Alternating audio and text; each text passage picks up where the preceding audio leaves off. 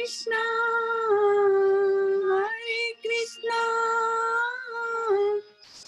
Krishna Hare Hare,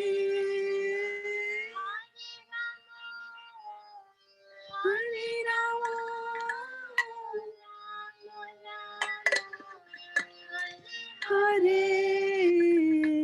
Hare Krishna, dear devotees. Welcome to our Wednesday morning Bhagavad-gita class. How are you doing today? Hare Krishna Mataji. Hare Krishna. Hare Krishna. Hare Krishna. Hare Krishna. Feeling transcendental. Feeling transcendental. That is fantastic. And I have some more transcendental people here on my Facebook, Dilip Bhai Patel Prabhu, Vijay Lakshmi Mataji. So we have two Vijay Lakshmis on the call, one on Zoom and one on Facebook. So it's even more auspicious today. And Sadhna Alan Mataji, Achyuta Radhe Mataji, Shraddha-devi Dasi Mataji. Please accept my humble obeisances, all dear devotees. All glories to Srila Prabhupada as we begin to read from his books and his citations today. So are we ready to get started with the Vigyapti Panchika prayers? What do you say? Yes, Mataji. All righty. So we are recording, we are broadcasting, and let me now see whether I'm sharing or not. That last piece there. And as soon as you can see that, please let me know. Can you? Yes, we can see. All right, perfect. Okay. Om Ajnanitimarandhasya Jnananjana Shalakaya Chakshurunmilitam Yena Tasmai Shri Gurve Namaha. Matsamo nasti papatma naparadhi cha kaschana parihare pilachame kim bhruve purushottama. Yuvatinam yatha yuni yunam cha yuvato yatha manobhi ramate tadvan mano me ramatam tvai. Bhumau skhalita padanam bhumirevavalambanam tvai jata paradhanam tvameva sharanam prabhu. Govinda vallabhe radhe prarthaye tvamaham sada twadiyam niti janatu govindo mam tvaya saha. Radhe vrindavanadhishe karunamrita vahini kripaya nij padabja dasyam mahyam pradiyatam. Okay, so we are going to go over the translations, and Suyash Prabhu has been called away from some work. So I'm going to bring up the reading order in the order in which you appeared on my screen. So starting with Vijay Lakshmi Mataji, Ishwari Radha Mataji, and our dear Varshana Mataji joining us from Pune, India. And then I also see Sutapa Mataji like that. So let's get started. And then Priyanka is also joining us here. I can see that. Hare Krishna Mataji. So, and then we have Aruni Mataji, Preeti Sharma Mataji, Bhakta Ed, and Bhakta Max. They are also joining us here on Facebook. Please accept my humble obeisances, all of you. And we will get started. So the reading order for today, remember, is Vijay Lakshmi Mataji on Zoom, Ishwari Radha Mataji, Varshana Mataji, Sutapa Mataji, Priyanka Mataji, and then after that, I will come in, and anybody comes late, we'll just squeeze in between. Okay, so let's get going. Vijay Lakshmi Mataji, if you can read the translation for us, one translation. Hare Krishna, all glories to Srila Prabhupada and our pranams to everybody. Jai Prabhupada. O Purushottama, no sinner or offender is as bad as I am. How can I describe my shame? Just as the minds of young ladies take pleasure in a young man, and the minds of young men take pleasure in a young woman, kindly let my mind take pleasure in you alone. Hare Krishna. Hare Krishna. Just as the ground is the only support for those whose feet have slipped, you alone are the only shelter for those who have offended you. Hare Krishna. Hare Krishna. Hare Krishna.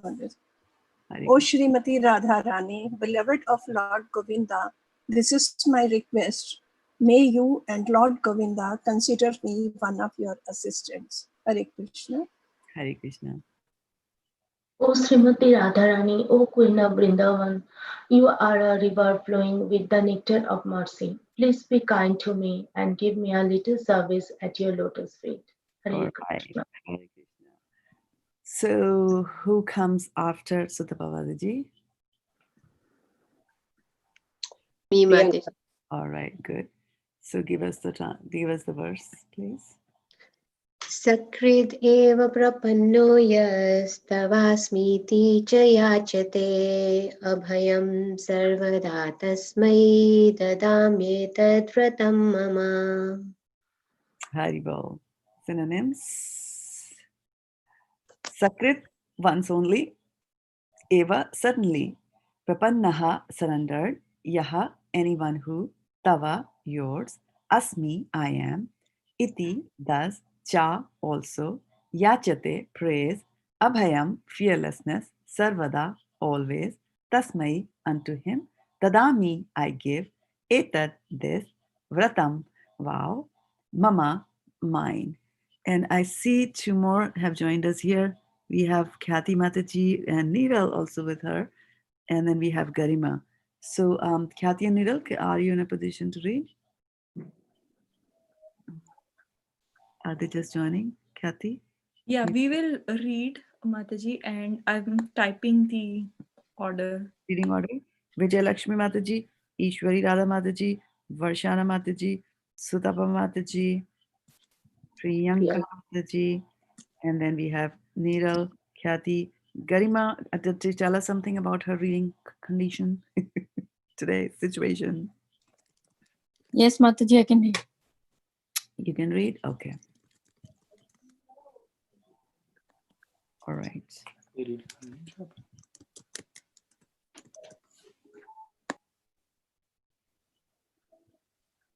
One second, Mataji, I'm typing, still typing. No problem. We have one more. Sony coming up, joining us here.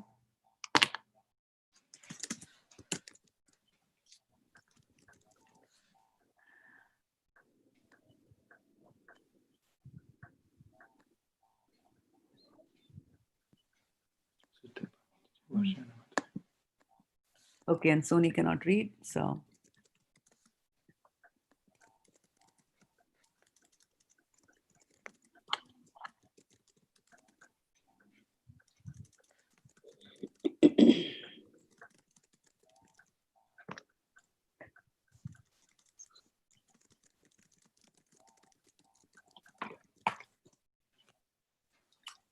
I was also, okay, good, let's see. So it's Go ahead. Lakshmi Mataji, Ishwari Radha Mataji, Tapa Mataji, Priyanka Mataji, Varshana Mataji, Garima Mataji, Neeral Prabhu, then myself, and then Shraddha Mataji. Okay. That order is different. Say that again, Vijay. Yeah, I think Varshana Mataji was after me, Mataji.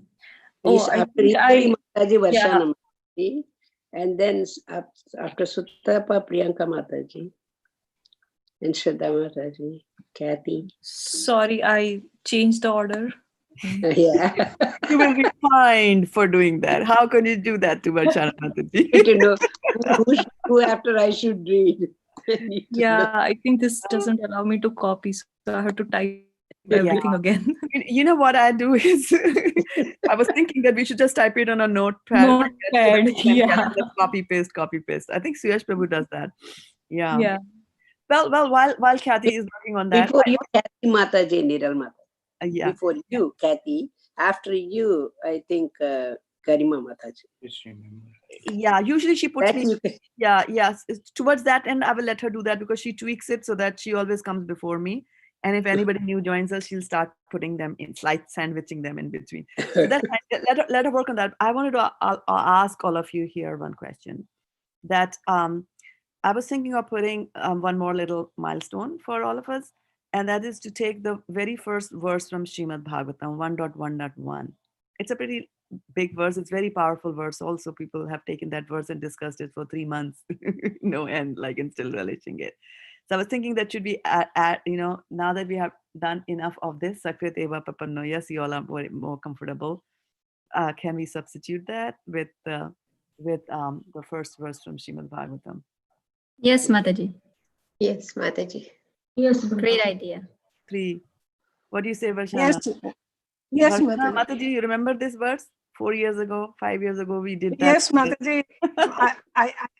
I had learned quite a lot, but yes, I may have forgotten now. I was thinking it's time to recollect that. Yeah, as well. Yeah. Yes, no, I still recite it in my mind sometimes. Very. You see, that tune, I remember your tune. Which you had. Yeah, it's Mataji said yeah, one, meter. 1, 1. Can you explain? 111. Yeah, I'll bring it up. Yeah, I'll bring it up. Yeah, I'll bring it up. And meanwhile, should I just confirm the order one more time? It is yes, Vijayalakshmi we are waiting Mataji, for you. Ishwari Radha Mataji, Varshana Mataji, then Priyanka Mataji, Sutappa Mataji, Garima Mataji, Niral Prabhu, then me, and then Shraddha Mataji. I didn't switch any. Even that, I think it looks a little bit different. Okay. You put after Varshana, Sutapa Mataji? No, I put Priyanka Mataji. No, Sutapa Mataji, then Priyanka Mataji. It's okay, Mataji. Doesn't matter. Yeah, It's okay. What I wrote, I am telling. I will send the fine information to Kathy. I'll do that. Okay. So let's get going. I just wanted to. So today, this is just a trailer. We're not going to go deep into the details of it, but just so that you know what's coming up here. And so I will convert this into a document, PDF for us to read. And Varshana Mataji, I know that I owe that Madhuram verse to you. I just need to do a little bit of research on that. I'm trying to find something more to put in the notes, and that's what is delaying me. There. So it's not fallen off of my radar. Just want you to know that. And this. And I'm sure, Mataji, your radar is very. Okay, ask my husband. He won't like things to be on my radar. Okay. All right. So this is written in a particular meter. So I'll just try that meter. Om Namo Bhagavate Vasudevaya. Janmadi asya yatonvayadi taratash chartheshvabhigya swarat tene brahma hridayadi kavaye muhyanti yat suraya tejo vari mridam yatha vinimayo Yatra tisargo mrisha Dhamna svena sada nirasta kuhakam Satyam param dhimahi. And the translation, it's a really big translation. So who is in line to read now? The translation.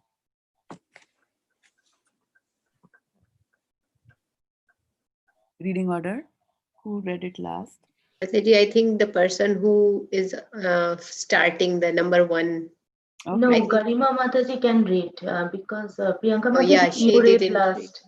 Yeah, I Okay, read. Mataji. I'm saying after Shraddha Mataji, whoever reads, but yeah, Garima Mataji hasn't read. Garima Mataji, Kathy Mataji, they are. Okay, Mataji. Okay. So, O my Lord Shri Krishna, son of Vasudeva, O all-pervading personality of Godhead, I offer my respectful obeisances unto you I meditate upon Lord Shri Krishna because he is the absolute truth and the primeval cause of all causes of the creation, sustenance, and destruction of the manifested universes. He is directly and indirectly conscious of all manifestation, and he is independent because there is no other cause beyond him. It is he who first imparted the Vedic knowledge unto the heart of Brahmaji, the original living being. Hare Krishna.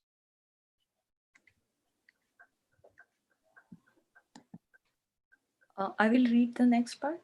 Mhm. By him, even the great sages and demigods are placed into illusion, as one is bewildered by the illusionary representation of water seen in fire or land seen on water.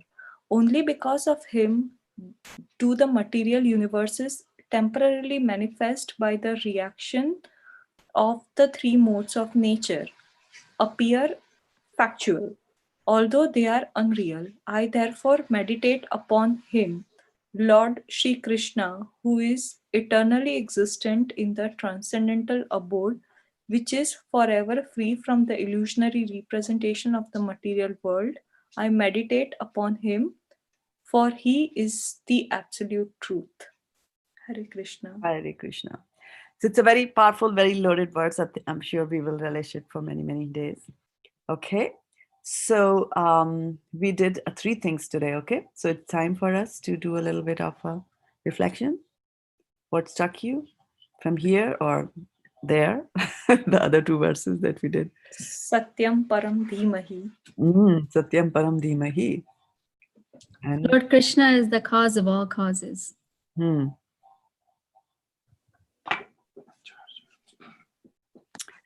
Did you see any resemblance or any similarities or commonalities between what Krishna is telling Arjuna in chapter 2 and what is being said here in this verse?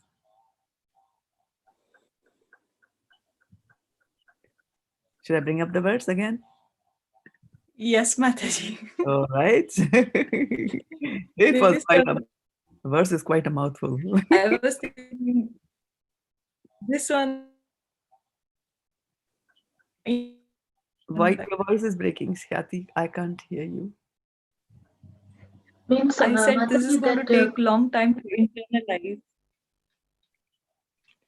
Okay, so Khyati said this is going to take a long time. To internalize. Yes, yes. all is coming from absolute, from Krishna, like the creation, destruction, everything. Right, right. What else did we read so far in Bhagavad-gita? Just comment from here. What about Mataji, temporarily manifested by the reactions of three modes of nature. yes, Vyaktadini, Avaktadini. Remember that verse where he said it manifest in the beginning, unmanifest in the beginning, manifest in the middle, and then unmanifest is the end. So that concept is also here, right? He's talking about that. Yeah, okay. Okay, good. So what else? Yeah, from the Vigyapti Panchaka prayers, from the prayers, from the declaration of Lord Ramchandra about Abhayam, Sarvada Tasmai Dadalmi Etad Vratam Mama. Anything that comes to mind? Are you all ready? We're about to go for this verse. It's going to take us a long time, but it's a good one. Right? Yeah. And this actually, if you just read the verse, you get the entire Srimad Bhagavatam. The essence of all of that is in this verse. And yeah, it can go deep, a lot deep there. Okay. So with your permission, I'm going to move then to Bhagavad Gita. And which verse are we going to do today? Does anybody remember? Is it 2:30? 2:30. Yes, exactly. 2:30. Good. So before that, we'll first read chapter number 2. And who's going to read now? Khyati read. So is Neil Prabhu in a position to read?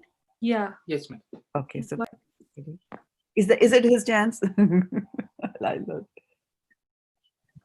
Khyati, yeah, Neeral, Khyati, and Shraddha Mataji. Yes, Okay, let's see. Yeah. Chapter 2, Contents of Gita summarized. Text 1. Being was full of compassion and depressed, sight of tears, Madhusudana Krishna, Supreme Personality of God, You may want to switch off your video because I'm not able to hear the audio. There's some network problem. Is it just me or is it everybody? No, even we can't hear about it. Okay. Okay, sorry, ma'am. Yeah. No problem. Yeah. Supreme Personality of Godhead said, "My dear Arjuna, how have these impurities come upon you? They are not at all befitting a man who knows the value of life. They lead not to higher planets but to infamy." Mata, you can go ahead. O son of Pritha, do not yield to this degrading impotence. It does not become you. Give us such petty weakness of heart and arise, O chastiser of the enemy. Text 4. Arjuna said, O killer of enemies, O killer of Madhu, how can I counteract with arrows in battle men like Bhishma and Drona who are worthy of my worship?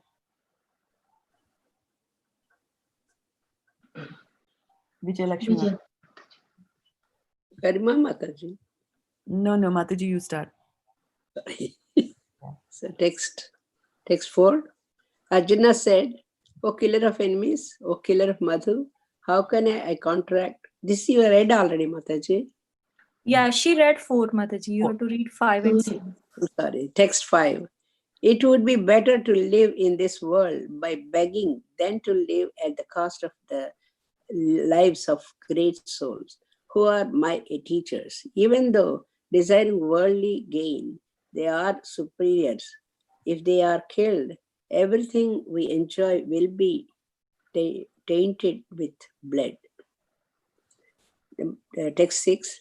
Nor do we know which is better, conquering them or being conquered by them. If we kill the sons of Dhritarashtra, we should not care to live, yet they are now standing before us on the battlefield. Hare Krishna. Text 7. Now I am confused about my duty and have lost all composure because of miserly weakness. In this condition, I am asking you to tell me for certain what is best for me. Now I am your disciple and a soul surrendered unto you. Please instruct me. Text 8. I can find no means to drive away this grief, which is drying up my senses. I will not be able to dispel it even if I win a prosperous, unrivaled kingdom on earth with sovereignty like the demigods in heaven. Hare Krishna. Hare Krishna. Text 9. Sanjay said, having spoken thus, Arjuna, chastiser of enemies, told Krishna, Govinda, I shall not fight, and fell silent. Text 10. O descendant of Bharata, at that time Krishna, smiling in the midst of both the armies, spoke the following words to the grief-stricken Arjuna. Hare Krishna. Text 11. The Supreme Personality of Godhead said, while speaking learned words, you are mourning for what is not worthy of grief. Those who are wise lament neither for the living nor for the dead.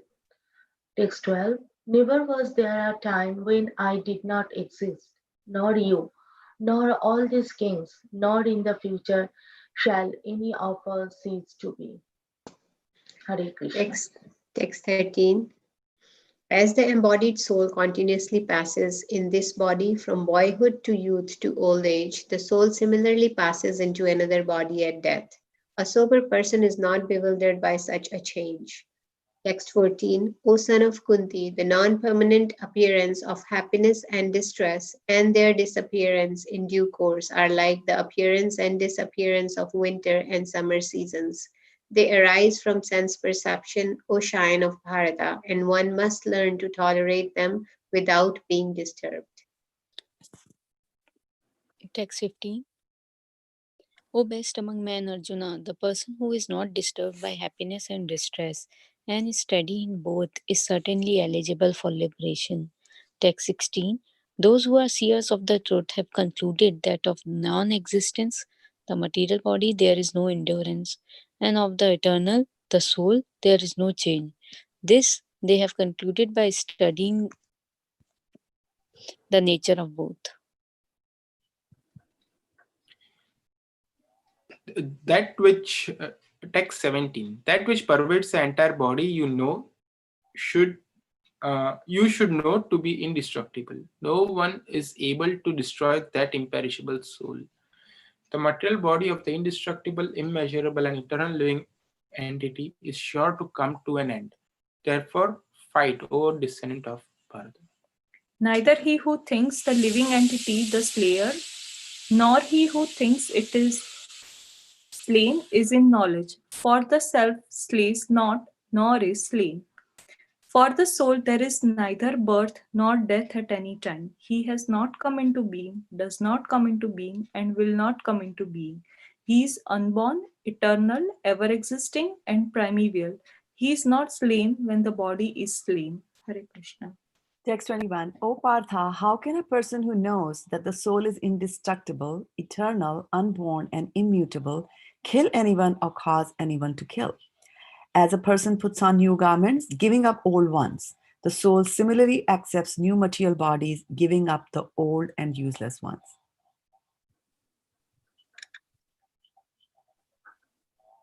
Me? Yes, please.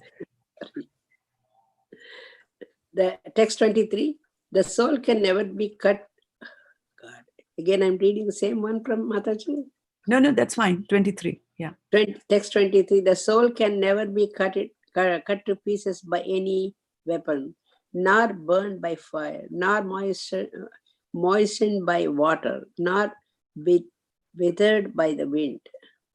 Next, text 24, this individual soul is unbreakable and insoluble, and can be neither burned nor dried. He is everlasting, present everywhere, unchangeable, immovable, and eternally the same. Hare Krishna. Text 25. It is said that the soul is invisible, inconceivable, and immutable. Knowing this, you should not grieve for the body. Text 26. If, however, you think that the soul or the symptoms of life will always be born and die forever, you still have no reason to lament, O mighty armed. Text 27.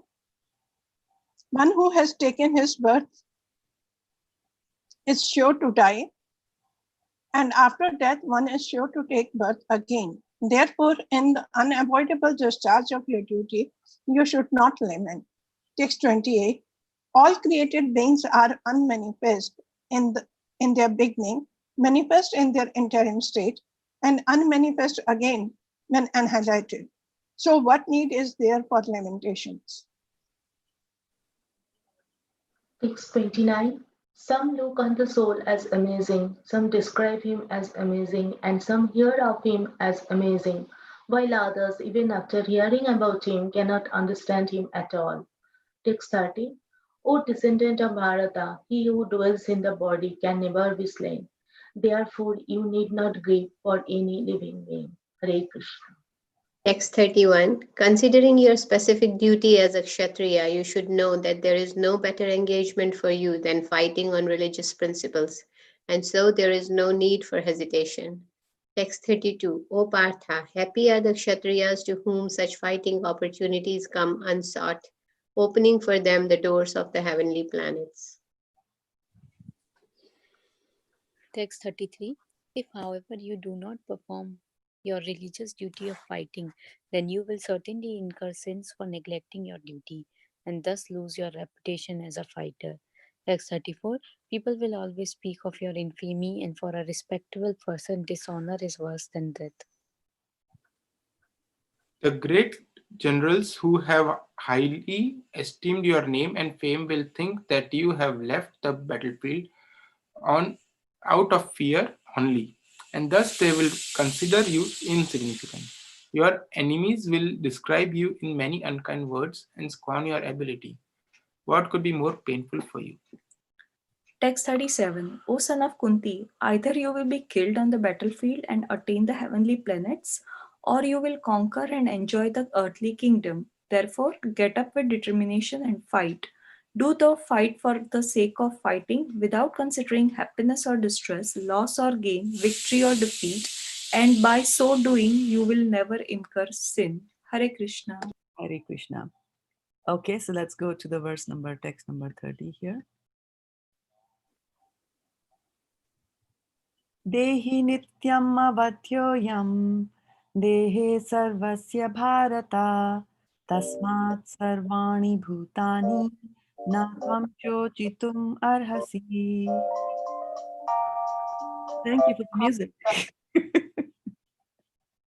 Okay, synonyms. Vijaya Mataji. Dehi, the owner of the material body.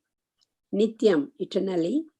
Advait, avadhya, cannot be killed. I am this soul. Dehe, the body. Sarvasya, of everyone. Bharata, O descendant of Bharata. Tasmat, therefore. Sarvani, all. Bhutani, living entities that are born. Na, never. Tvam, you. Sochitam, to Shochitum. Chotitum, to lament. Arhasi, deserve. Deserve. Okay. Translation. O descendant of Bharata, he who dwells in the body can never be slain. Therefore, you need not grieve for any living being. Hare Krishna. Purport by Srila Prabhupada. Srila Prabhupada ki jai. The Lord now concludes the chapter of instruction on the immutable spirit soul. In describing the immortal soul in various ways, Lord Krishna establishes that the soul is immortal and the body is temporary. Therefore, Arjuna, as a Kshatriya, should not abandon his duty out of fear that his grandfather and teacher Bhishma and Drona will die in the battle. Hare Krishna. The other person can read. On the authority of Sri Krishna, one has to believe that there is a soul different from the material body, not that there is so much thing as soul, or that living symptoms develop at a certain stage of material maturity resulting from the interaction of chemicals. Though the soul is immortal, violence is not encouraged. But at the time of war, it is not discouraged when there is actual need for it. That need must be justified in terms of the sanction of the Lord and not the capriciously. Hare Krishna. Hare Krishna. Okay, reflection time here. Mataji, I have a question. Can you please just hold? Yeah. It is Shochitum. So Shochitum. yeah, tum, T-U-M. So if it is Shochitam, means then what will be the spelling or how we can... T-A-M. Okay. Like okay. Nityam, right? Yeah, okay. In Nityam. Oh, okay. Got it. Good. Yeah, like Thank you, Mataji. Yeah. Thank you. Mm-hmm. Thanks for asking. Mm-hmm, mm-hmm. Okay. So what did you learn about the soul? Soul is avadhyam. Soul is avadhyam. What does avadhyam mean? What does vad mean? Not killed. Cannot be killed. Cannot be killed. Yeah. Vad nahi. Vad. Yeah.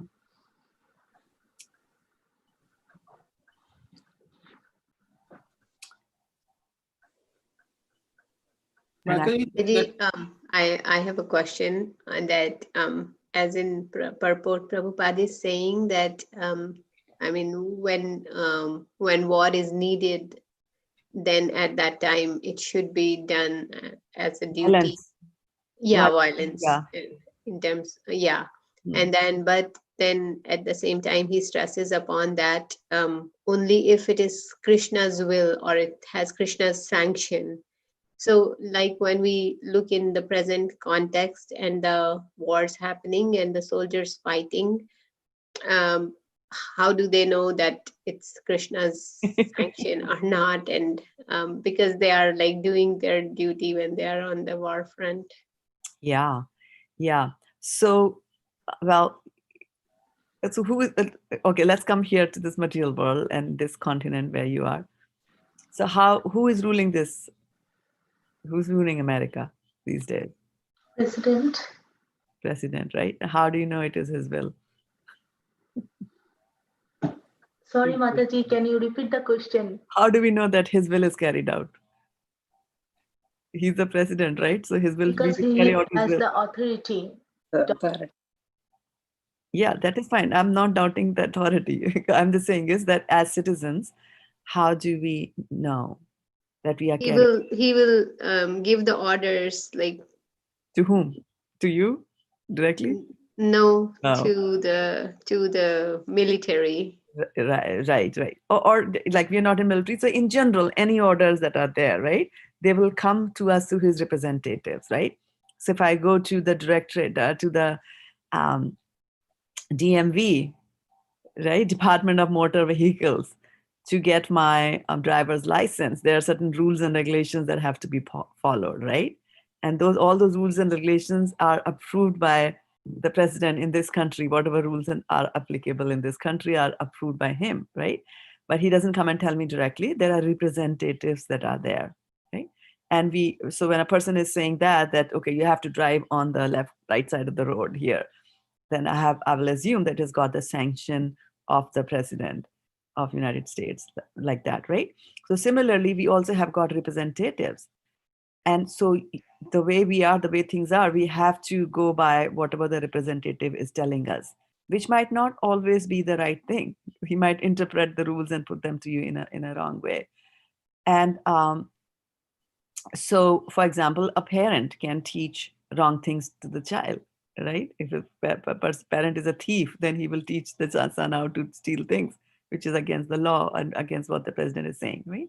So, depending on where you are, where you're positioned, you will be forced to act according to what your karma has laid out for you. So that is why you see Krishna has a will. Well, one thing that we have to remember at the top level and can get a little bit confusing is that um, not a blade of grass moves without Krishna's sanction. So everybody's actually carrying out Krishna's will, which means that in the Mahabharata war, those who fought for the Pandavas and those who fought against the Pandavas, everybody was acting according to the will of Krishna, because Maya Adhakshena Prakriti Suyate Cha Saracharam. Under Krishna's order is how the material modes of nature operate, right? So everybody, all the Dehi, that those who are there in a body will act according to Krishna's order. He's not directly involved in it, but he's indirectly, it comes to, it comes through him, right? So people will just obey. They might think that it is the right thing to do. For example, when two people are fighting a war, both of them think that they are right? They're fighting for it, right? But one of them is really, really right, and one of them is not right. So it'll happen. So some of them are following Krishna's order and some of them are not following Krishna's order. So then the question will be that, why am I put in that side when I'm not following Krishna's order? How come I'm fighting on the side of the Kauravas? Right? That comes from our desires. That comes from our karma, past karmas. So all those things are going to decide and put you on a particular side when you're doing it, which might not be Krishna's side at all. So it's not that everybody, that the thing is that you do what Krishna's will is. Now that you have read it, now that you have heard it in the Bhagavad-gita, then you have to go and apply that. If you don't apply it, then there's no good to that, right? So even after, once you know it, then after that you're doing something wrong, then that is really that's a bigger offense, right? Like here they will just say that ignorance of the law is not an excuse. So if you do something against the law, you will be punished. So that is true. Okay? But then if a person is in a higher position, their expectation from them is higher. They are supposed to follow because they are more intelligent, they have the right ambience, they knew it and still they did it like that. So their punishment is more, right? So the example that I gave of when Yudhishthira and Duryodhana both were supposed to decide how much of punishment to give to a person, and Yudhishthira had a very nice, action plan. He said, if you're a Shudra, less punishment, but if you're a Brahmana, the maximum punishment, because you're supposed to know, like that. So that's how it'll happen in this material world. You're placed in a situation like that. For example, Prahlad Maharaj's father was teaching him something totally against Krishna consciousness, right? But of course, Prahlad Maharaj had such good exalted karma coming from previous births that he was able to resist it. But sometimes they won't. Parents teach their kids bad things and the kids will learn it. And why will the kids learn it? Why are they doing it? Because remember, a soul, and this is the essence of this chapter, that the soul is in the body, but soul is different from the body. The soul doesn't get old, is not cut, yada yada yada. The whole properties of the soul are defined. But the most important thing is that soul never changes. So whether the soul is in the body of a small child or the soul is in the body of a bigger adult man or a woman, the soul is still the same. It's just that the body will change the shape. And why the body is going to change the shape is for two reasons: for you to fulfill your desires, and also for you to undergo the karma. That is why the body will change. So that's why sometimes, parents will come and say, oh, like teachers sometimes say, like school teachers sometimes definitely will say, and Vaishana Mataji can attest to that because she has been teaching, that you see a very, very good student, in your school, teacher's pet, like looks like a God's child, like that, does very good at studies, very polite, helps the teachers, does everything fantastic, right? And then goes out of school, joins college, and becomes a drunkard. And the teachers will say about, wow, our Ramu is drinking now. Right? So now Ramu had a desire to drink. It was not manifest yet when he was a small child in school. But when he got the suitable body and the suitable environment, he indulged in that and fulfilled his desire, like that. You see? So it is complicated where you are situated. So better thing is to get out of the cycle of birth and death. You never know in which yoni will be thrown, because Maya has got two propensities, right? It throws you and then it covers you. Avanatmika, you know, Shakti, that will throw you into the body of a What do pig. you mean by covers it? Yeah, when it'll throw you first into the body of a pig, and Oh, then everything is covered. So, as in the body of the pig, you won't even realize that you're eating stool, and it is bad. So it covers you like that. So you will just completely be, operating according to the dictates and the confines of that particular body. So here in this, Priyanka, did I answer your question? Priyanka Mataji, Yes, Mataji, thank you. welcome. Yeah. So also, I will in that line when you talked about fighting on behalf, in the first chapter of Bhagavad Gita, Arjuna says that, right, that it is better that we die. And Krishna is also, later on he's saying it's better to die because, if you're a Kshatriya and you die, where do you go after death? Heaven. To the heaven, right? So now those who are in the on the Kaurava side, they are also going to heaven, but they are on the wrong side, right? So this is what the material world is. These are the laws of material nature, and we have to understand them. That's how they operate. But there are grades and there are categories of heaven.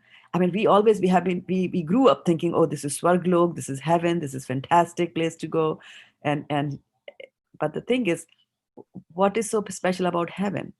The heaven has got some more materialistic facilities to enjoy. That's all what heaven is, right? So there are different grades of heaven also, some with more facilities to enjoy, some with less facilities to enjoy. Some heavenly planets will even have some facilities for you to perform devotional service, right? So those who are on the wrong side, on the war, not fighting for Krishna, they will go to heavenly planet because that's the law of material nature. They will go there. But which heavenly planet? Right?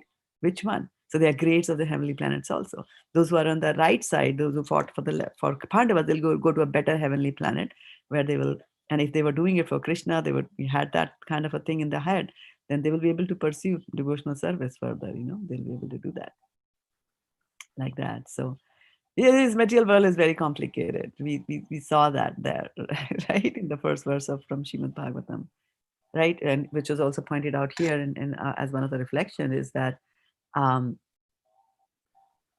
um, one of the reflections that came here was that um,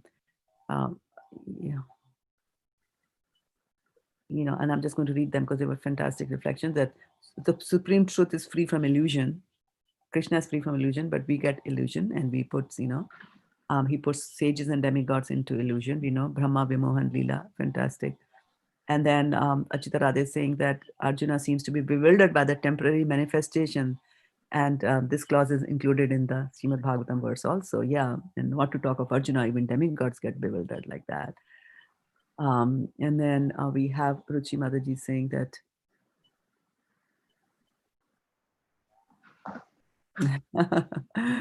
yeah, Ruchi Verma, that's funny.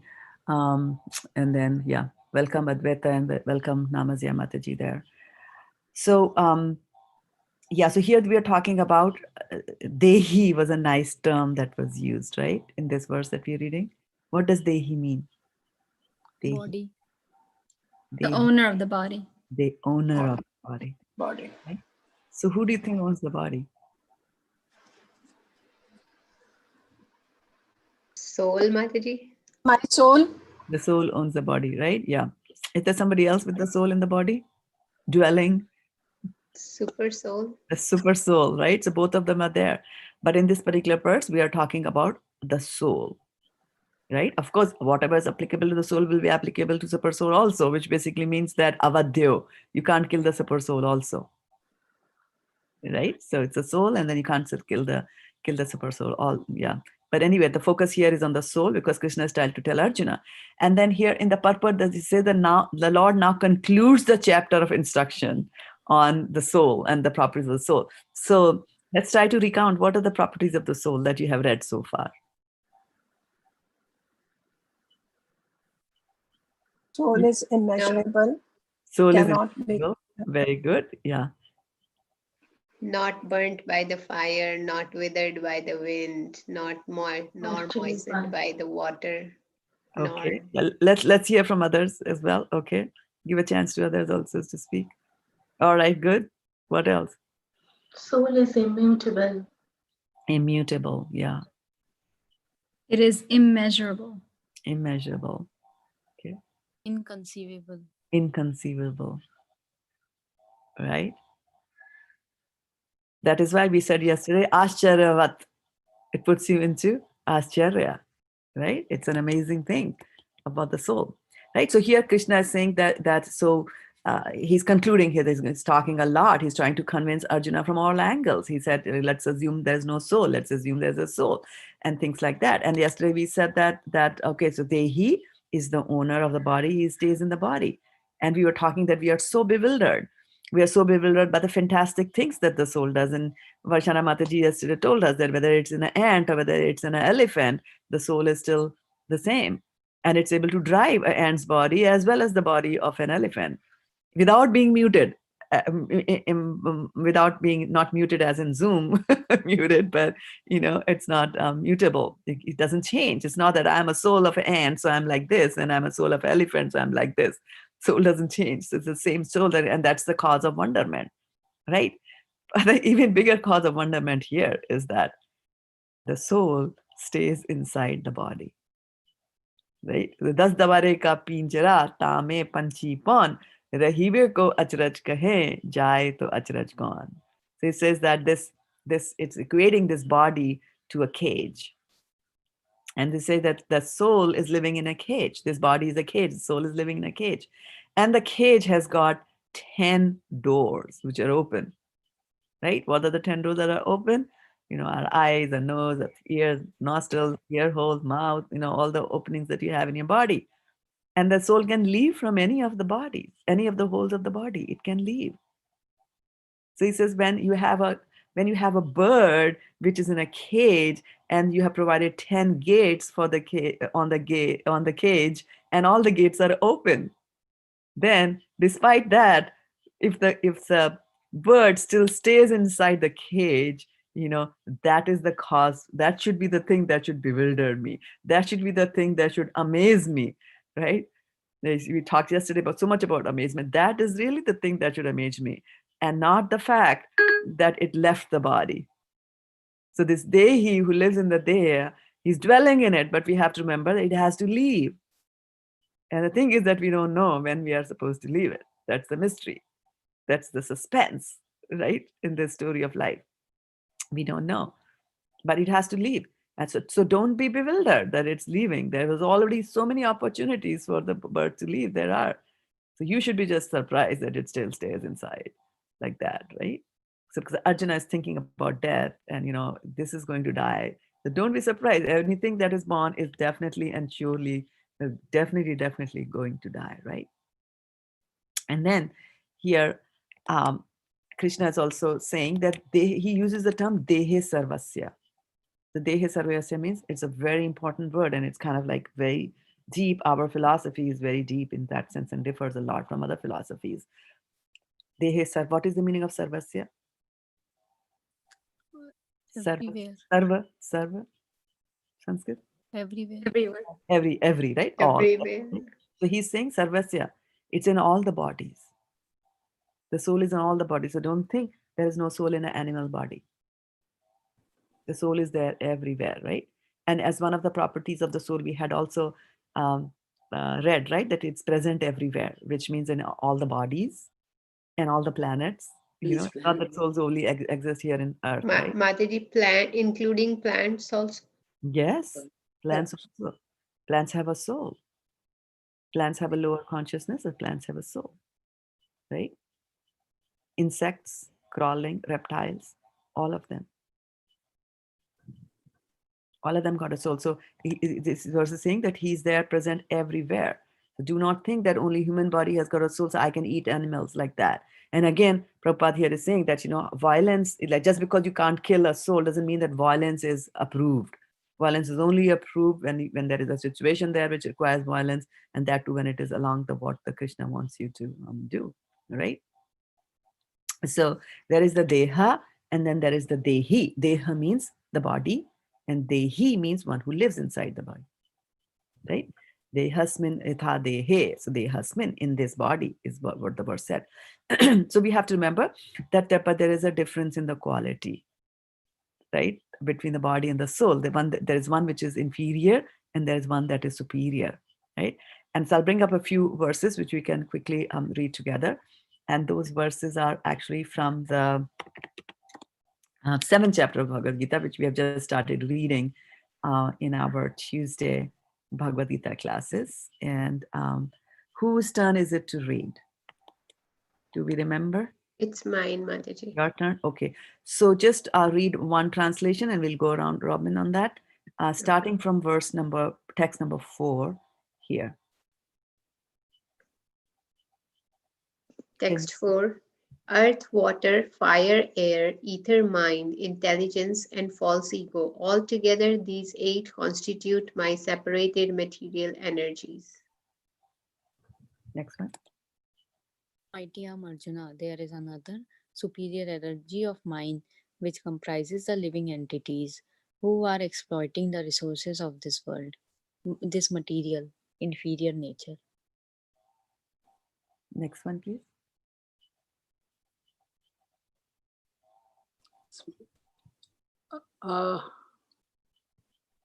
After Garima, we have Niral. Yeah, my turn, Niral Prabhu's turn. So text 4, Mataji, right? No. Text 5? Text 6. No. Oh, 6. Sorry, I was not paying attention. All created beings have their source in these two natures. Of all that is material and all that is spiritual in this world, know for certain that I am both the origin and the dissolution. O conqueror of wealth, there is no truth superior to me. Everything rests upon me as pearls are strung on a thread. Good. So, so Krishna here is talking about that there is superior and then there is inferior, right? So we have to remember that these things are coming from Krishna, and this superior and inferior, like soul is superior and body is inferior, because we see the body is made up of inferior energy that is coming from verse 7.4. He talked about earth, water, fire, air, ether. They are coming from me, but they are inferior energy, right? Similarly, within the body also, there is a concept of inferior and superior, right? The upper part of the body is supposed to be superior. The lower part of the body is supposed to be inferior, right? That's why if you have to touch something, then you will touch it with your hands. You won't touch it with your feet, right? Which basically means that Sutapa, if you are in your kitchen and if you're trying to close the dishwasher, you will use your hands to close it and you won't use your feet to close it, right? So there's this concept there of, superior and inferior, like that, right? You won't touch somebody with your feet to grab their attention. You touch them with your hands to grab their attention. And similarly, between the parts of the body, the right part of the body is supposed to be a better part. The left part is supposed to be an inferior part. So when you're trying to give something to somebody, you will use your right hand to give it to them. You will not use your left hand to give it to them, like that, right? So we have to take Krishna's words, because all these things are written in the Vedas, right? So we have, at some point in time, we have to take things for granted in the sense that have faith. They're written in the Vedas. We have faith in the Vedas, and that is why we are going to go like that, right? Similarly, in the verse that we have read just today, Janmadi Asya Yatha, it's saying that everything is coming from me. So now in these verses we just read that that material energy also comes from Krishna, and the other energy, the soul, is also coming from Krishna. So how both of them are coming from Krishna? How come one is inferior, one is superior?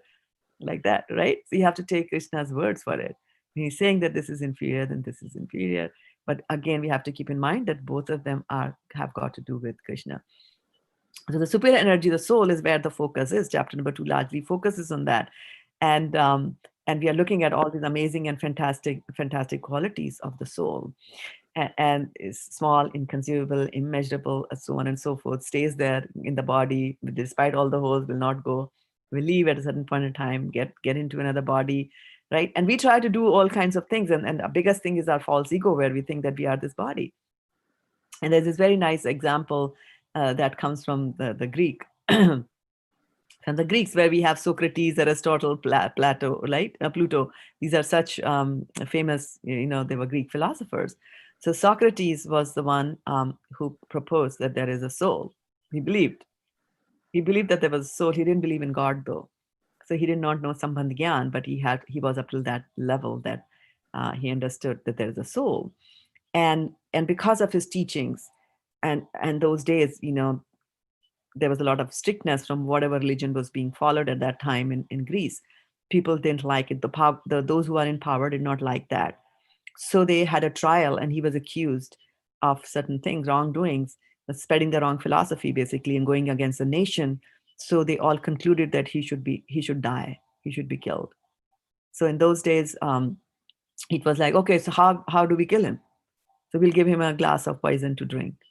So they would, come and say, okay, this is poison, some hemlock herb or something. Vidyavadhu might know what that herb is, but so he was supposed to drink hemlock. And so his students were very unhappy by that. So they were sitting around their spiritual master, and they were saying that, you're leaving, and they'll give you the poison, you'll die. Tell us what I'm supposed to do.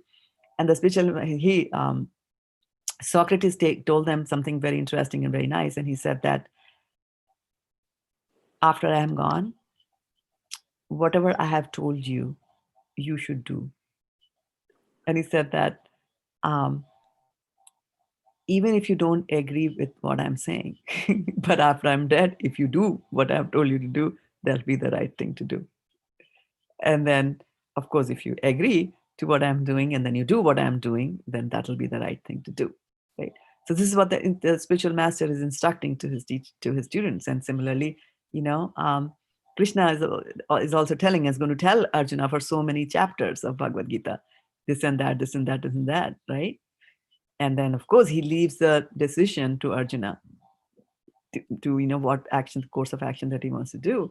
But then, if there is a spiritual master, you have faith in the spiritual master. He's saying, you do what I'm telling you to do, although it might appear to be difficult or wrong or whatever, at that point. Consult with others if you have got doubts like that, but then do what the spiritual master is telling you to do. So then they said, okay, they were all feeling sad, and they said, okay, now you have to drink the blood. Please tell us about your burial arrangements.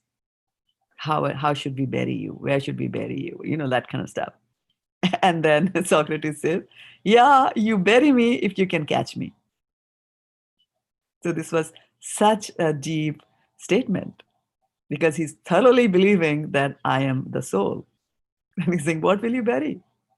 Right? You can only bury the Deha, but I am the Dehi. I am the Dehi. You cannot catch me. You just cannot catch me. You cannot bury the soul. You cannot burn the soul. You cannot just do anything like that. And that is what makes the soul so much amazing. And Krishna is pointing out to Arjuna that when all these things are happening, and all these things are being talked about the soul, then Shochitum arhasi, you don't deserve to lament for this thing at all. You see, I've told you so many nice things about the soul. I'm concluding my chapter about the soul. You cannot do anything to your grandfather's soul. Even if you put him on, 10,000, 100,000 bed of arrows, all that you're able to do will be to do some damage to his body. But the soul cannot be touched. So do not lament. Very That nice is very example, deep Mata. thing, Mataji. Very deep, Mataji. Thank you so much. Yes, Mataji, very deep because in the sense that there should be no lamentation, but to reach in that level, Mataji, it I don't know. Means Yes. And so it is okay. It is okay to understand. It's okay to the right thing to do is to understand that philosophically, that what is making me think this is my body and the extensions of my body, my children, my husband, my friends, my grandfather, uncle, in-laws, like that, sister, brother, what is making me think is the false ego, and I'm suffering because of that, right? And it'll be a constant practice.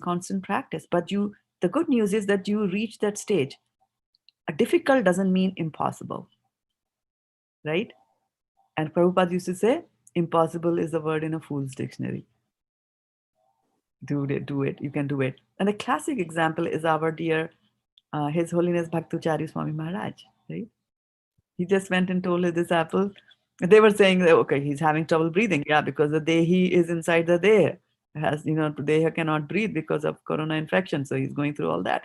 And then they were saying like, okay, you should take you to the hospital. Let's go to this hospital. He's like, I've never taken medicine in my life. I've always taken Ayurveda in this land, it's not available. But no, but this is corona, let's go and do this and go to that. And then he was just stated so matter of fact, he just said that, okay, so you and the GBC, you decide what you're going to do with my body. Completely, no say, like a complete no say at all. Didn't want to say anything on that because he had reached that stage. He was at that stage that, it doesn't matter, today I'm in this body. I came here, I used this body to do some mission. I had come here for a purpose. I've done it. It's time for me to leave, and you go like that. And Krishna will bring that to you. Yeah. Krishna will bring it to you like that, Yeah, go ahead, Vachana. Yeah, Hare Krishna, Mataji. But still, when the Dehi leaves the Dehi, still, you see, limitation is always there. Many people have died, but one army officer from our regiment, he went for the dialysis and he got infection in the hospital. And he was admitted then in the army hospital for his treatment. And on Ekadashi day, he got a heart attack and he died with corona. Now they did not give the body. They, in the municipal corporation people, only did the last rites. They did not allow. Now the family, the daughter, son-in-law, and the wife, all three, I mean, they were so helpless that, they were feeling so sad and helpless that this is Kali Yuga, that in this Kali Yuga, you can't even do the last rites of your dear one. Yes. This was really it. I mean, I have never seen my husband crying, but this time I saw him crying. There were tears in his eyes when he was calling up his wife and talking to her. Yeah. Yeah. Corona is not a joke. Yes, Mataji, that's very sad. Yeah. And we are soul. We are sentient. We have to remember we are sentient. And that is why Prabhupada is cautioning in the chapter, in the purport today, he's cautioning and he's saying that there is no need for unnecessary violence. Because people can just get carried away and think, okay, everybody's a soul, doesn't matter. I just don't like the body that you are in, let me just, do away with that. So, unnecessarily violence it should not be there. And we are sentient beings. So we should also respect other people's sentiments. If they are, if they are going through that phase, to try to give them philosophy at that time is a difficult thing to do. And tell them that, okay, you are a soul. Yes, we are a soul, but you remember, I am a dehi. He's dehi, because there's a difference between dehi and atma. Right? So dehi means embodied soul. Embodied soul means the soul is in the body and he's thinking, I'm this body. like that, embodied. Because embodied soul behaves differently than a liberated soul. Although both of them might be in the same, both of them might be in material bodies, but the behavior is different. When the soul gets over this false ego. So, Mataji, is Atma word used for liberated soul, or Atma is just soul? Yeah, Atma is just soul. Yeah, but Dehi is definitely embodied. The embodied. Embodied, yeah. Mataji, but then what means, sorry, means I did not understand this point. Means then what is the difference between that embodied soul or just the soul? Yeah. So embodied means it's in the body and it's thinking I am this body. Because it's false ego. Yeah, yeah. And then there's a liberated soul.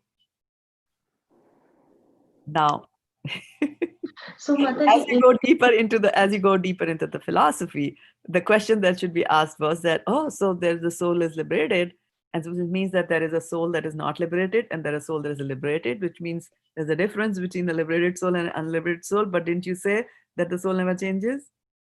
How come the soul gets liberated? Actually, in the 11th canto of Srimad Bhagavatam, Krishna will clarify those things. And so when we are beginning to read philosophy, and you will notice the difference in philosophy between what is presented in Bhagavad-gita and what is presented in Bhagavatam. Bhagavatam is definitely postgraduate studies, and Bhagavad-gita is for all the masses. And you see, Bhagavad-gita was included in the Mahabharata. It's for the general masses of people, and as written in that level. You see how easy the verses in Bhagavad-gita look, as compared to the Srimad Bhagavatam verse that we did today, right? You see the the sheer style of writing and the sheer size of the verses. You know that this is something heavy that I'm going into. So in the beginning, when children are studying, or even not just children, but even high school, when you're in high school, or at least when I was in high school, there was a subject called physics, and there was a subject called chemistry, and they were both different subjects, right? But as you start going inside deeper and start studying these subjects in more greater details and in depth, right? So what do you realize? Okay, so you look at chemistry and you're saying, okay, ultimately it is electrons and protons inside. Doesn't matter whether it is oxygen, whether it is hydrogen. I mean, they react and do all kinds of things. That's a different thing, but basically they're electrons. From the physics side of it, when you start coming, you realize that this is atom, atomic physics and all that. So as you continue to go deeper and deeper, you realize that there is no distinction between these things, right? But in the beginning, they will make a separation, and so that you understand the things in the context, right? Similarly here with the soul also, they will tell you things like there is a liberated soul, there is a non-liberated soul in the beginning, so that you understand, okay, now what am I supposed to do? Okay, liberated soul, unliberated soul, right? But then the basic thing is that the soul never changes. So don't think that there's something changes in the soul that is liberated, something changes in the soul is liberated. It's only that under the false ego, this person is thinking that I am this body. It's just the thought process. It's nothing that really changes in between a dehi and just an atma like that. It remains the same, because Krishna is saying that, right? That has to be true. It doesn't change. It's unmutable, unchangeable. If it's unchangeable, then there's no concept of a liberated and unliberated soul. It's just the way the soul thinks is what is going to tell you whether the soul is liberated or whether the soul is not liberated. It's the style of thinking, right? So today I can think that I'm Indian. I can look at my passport and say I'm an American. So who am I? Like that, right? So as you go deeper and deeper, you'll like this. So you say Nitya Siddha Krishna Prema Sadhyo Kabhi Nai Shravanadi Shuddha Chitte Koryodaya. So he says, it's like, oh, he's not a devotee. She's a devotee. She's an exalted devotee. He's this, he's that, we all say. But this verse is saying that, every soul is a devotee of the Lord. It's just that you have to, so it's not something that you'll get from outside. You just have to revive your consciousness. You've forgotten it. So I forgot. And not only I forgot, I also got into some misconceptions. I forgot I'm a soul, and I thought, worse still, I thought I'm this body. Like that. Right? Mataji, means as these plants have the lower consciousness, sometimes the human also have the lower consciousness. Yes. Then Yes. at that point, then what should we think about that? Means People who are in lower consciousness, you can only give them prasadam. no. The question is not that the prasada means think about them means uh, the soul is there, right? Hmm? So what is there that they are acting like that this way, or maybe the lower consciousness, so they don't accept some things or act a different way. So The desires. only the desires. Yeah. You want to throw in some more? Make it more complex. It all starts with desire. This world is situated on desire. It starts from the But desire. who will desire for doing Yeah. all these things? Why the soul will desire Only to? a good soul can think like that.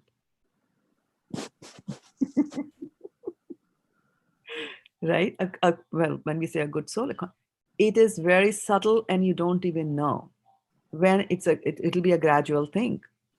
How you keep on falling down, falling down, falling down. And I can tell you that the day you decide to be lazy and the day you decide not to get out of the bed on a Sunday morning, can you tell me how the rest of the day goes? Go slow, and you don't feel to do anything as the day starts with Yes, a negative thing. be a little bit more precise, and give me some examples, solid examples. Okay, so you got up late, and then it's 11 o'clock. You're hungry, right? So You don't want to cook, you want to eat some junk. you need Grab it and eat it quickly and because without you're taking hungry, shower. without taking shower. Very good. Yeah. So you see, okay, and so you ate that junk, and then because of the junk, what's going to happen to you? You feel even more lazy, Mataji, later in the There you day. go. Exactly. So you lie, right? So now you see how slowly the consciousness will degrade, and then you will switch on the television. You'll watch something you're not supposed to watch, and then that will trigger off other actions. The decline can happen very quickly. So although that's why it's a padam yat vipadam atesham. The material world is a difficult place to live in. It's easy. Maya is there, ready to catch you all the time. And then if you nurture these kind of bad thoughts, they will become a habit. If you keep on doing the same thing over and over, it becomes a habit. Habit becomes your character. Character becomes your destiny.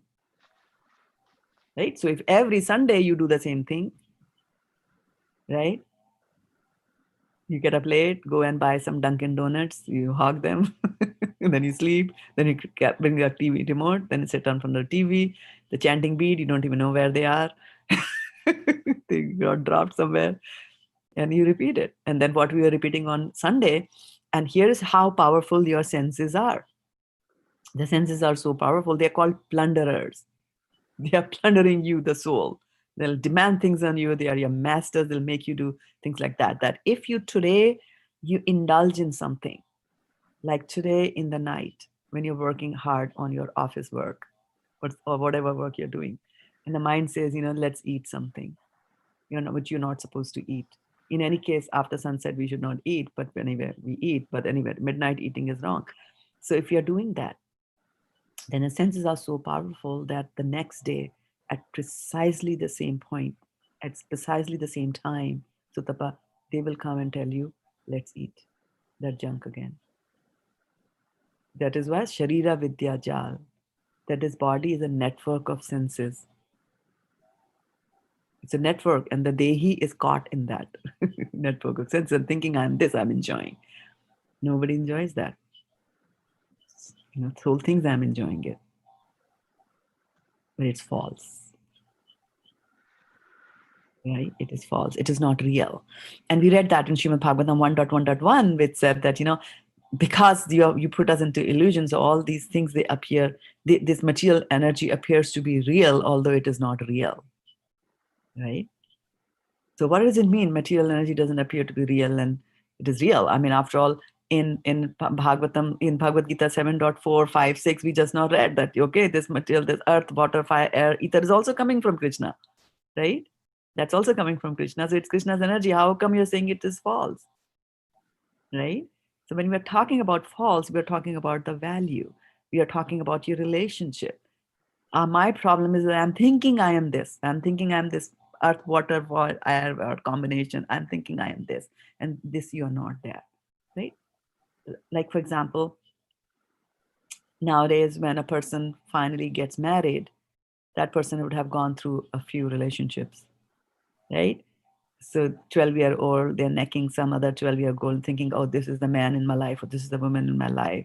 And then they reach high school, they're like, yeah, we broke up. And then they find another, and another, and another, till they find somebody. They're like, oh, we are soulmates, we're getting married. And we live happily ever afterwards. And then everybody says, yeah, this is the real thing. This is the real relationship. So were the other relationships not real relationships? Were they not relationships? Were they not related? They were, right? But we are saying that this is the real relationship we are talking about from the value perspective, that this is the good one. That is why when they're saying that this material world is unreal, it doesn't mean that it doesn't exist. Because if you want to test it out, whether this material world exists or does not exist, try walking through the wall and you will understand whether it exists or does not exist. It exists, right? But you are a soul, you are a much better person, you are of a higher level, higher value, you're superior. Don't think that you are that. Thinking that I am that is the unreal part of it. Not that it doesn't exist. So the thought, your false ego.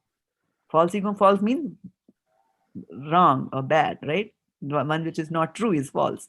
And ego means I am. So when you are thinking in the wrong direction as to who I am, that is called false ego. But if you think that I am the soul, then that is proper ego. That's the true ego. I'm the soul.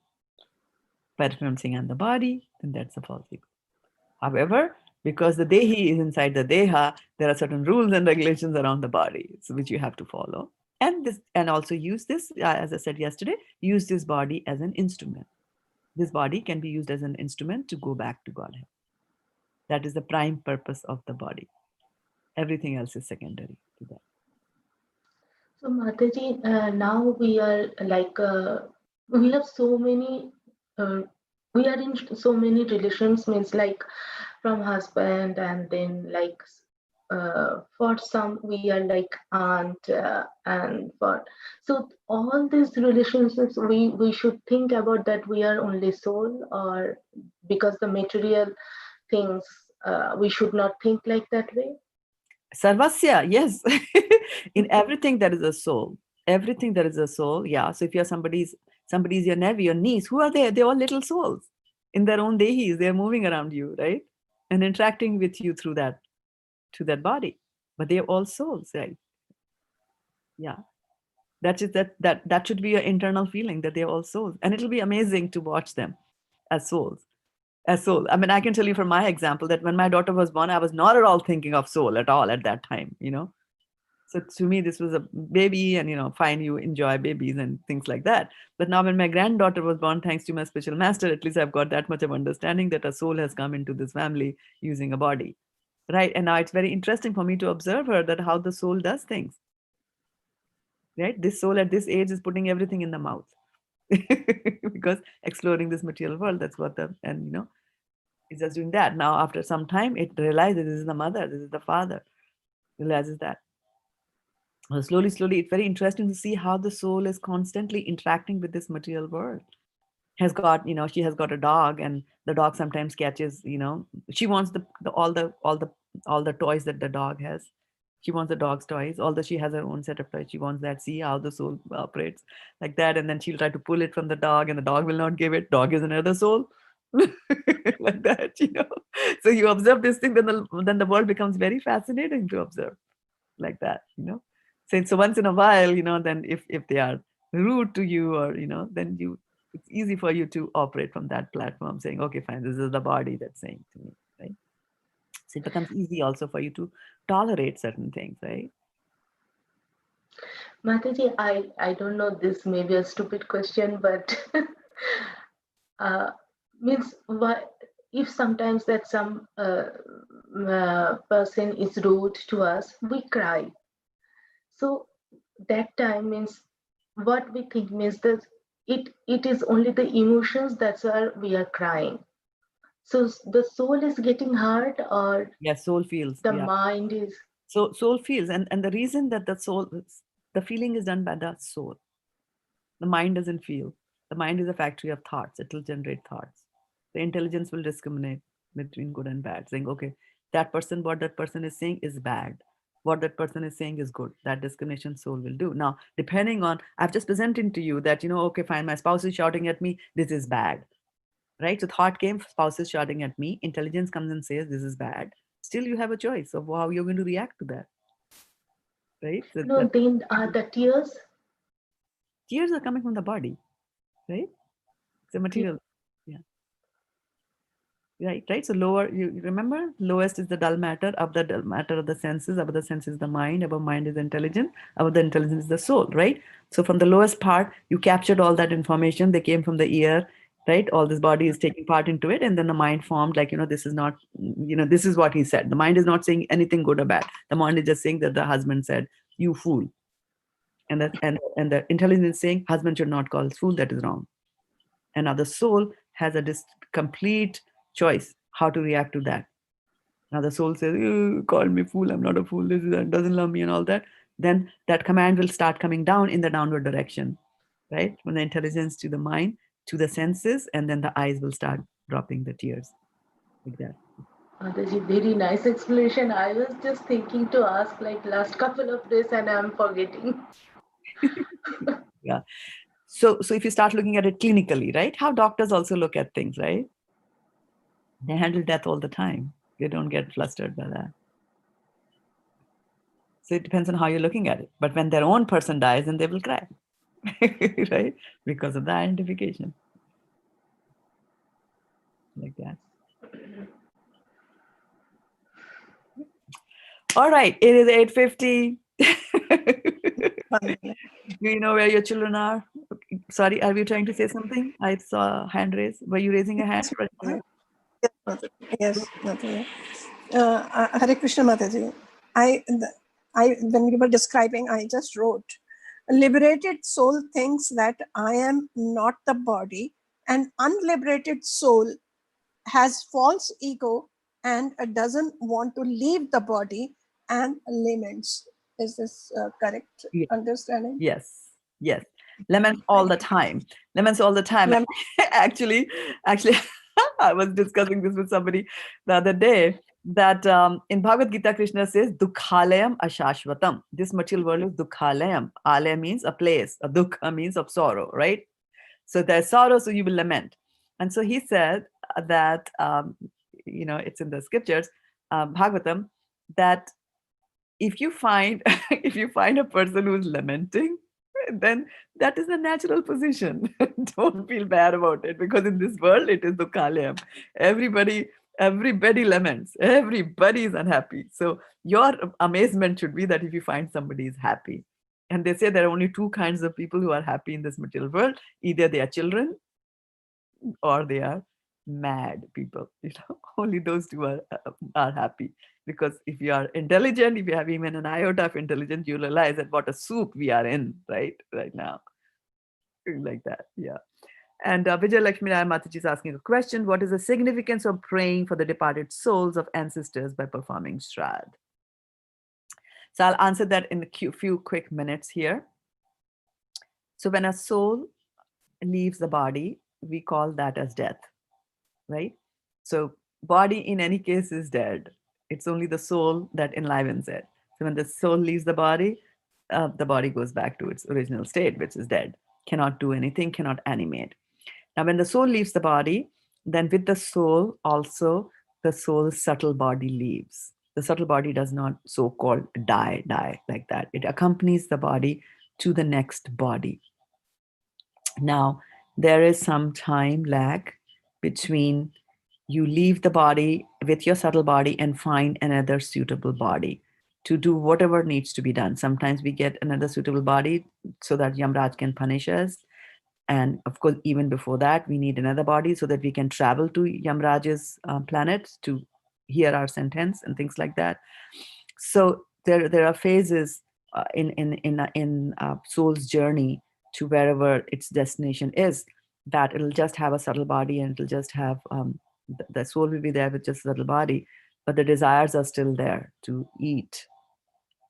And so that's why when a person dies, like for the next 10, 12 days, they will always cook something and keep it aside for the soul so that the soul can, relish it.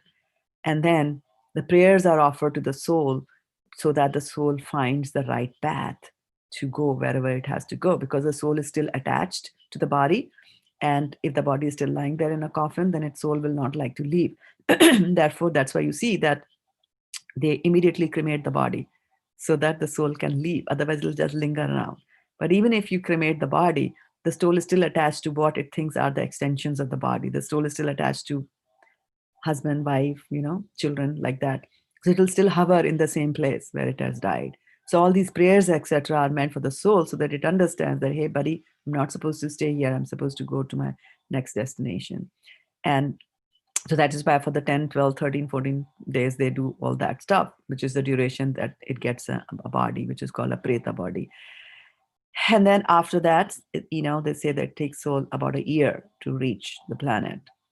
And so we do a Shraddha prayers after that also for the 1 year. After 1 year, we do that as the last thing that you're doing. But then we do not know whether that ancestor really got a body or not, right? Whether the ancestor committed suicide and is now moving without a body, or the ancestor is waiting to get a body because the karma, etc., is a big scheduling thing, and it has to wait to get till it gets a suitable body. So still the desires are there at that time. So still every year we perform Shraddha ceremonies for the ancestors so that they can continue to enjoy. And that is why they say Devarshi Bhutapta Nirnam Pritinam Naking Karo Nayam Ranicha Rajam Sarvatmanaya Charanam Saranyam Gato Mukundam Pariharta Kartum. So he says that, if a person has become a devotee of the Lord, then he doesn't owe anything to the devtas, to the demigods, to the rishis, to the parents, to the king, to other people who help you, etc., etc., etc. Because just by doing your devotional service, you are doing enough for your ancestors. They will get benefited by your devotional service.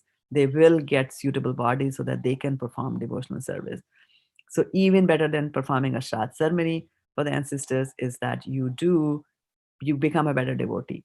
So 21 generations before you and 21 generations after you will get benefited by that. So sometimes people, especially in this coronavirus days, think like, oh, my parents died. I was hoping that I would give them some Krishna consciousness and things like that. So it doesn't matter. You can continue to affect them by your own behavior like that. But, sometimes people have got sentiments. There are people around you who might feel hurt if you don't do Shraddha ceremonies for your ancestors. So big deal, do it. Shraddha ceremony is a prayer. So who stops you from praying? It's good to pray. Pray with that mood that I'm doing this for Vishnu, like that. So I hope that answers your question, Vijayalakshmi Mataji. And yeah, it's close to 8 o'clock. I think we should stop here. Tomorrow is Thursday, so we'll meet again on Thursday. Tomorrow, 6:30 in the morning, our time. Thank you so much for joining the call. Thank you so much, everybody, for joining us on our Facebook as well as on Zoom call. Think of Krishna, Dehi, Dehis. We all Dehis. We are living in this day. Raji, can I ask something? Yes. Vijayapti prayers, where can I get it? Vigyapti prayers, they are available from my website, and I will WhatsApp you the link to the website, and there you can get, there's a link of prayers. I just want to practice. Very nice, very nice. And I'll hang the first verse of Srimad Bhagavatam also there. Right? Yeah. Yeah, so you have got the PDF, and I've also recorded the pronunciation for the Vigyapti Panchaka prayers, so that MP3 file is also there. So you can click on that and you can pray. You can play it. Okay. Thank you. Alrighty. So on that note, just enjoy the Vigyapti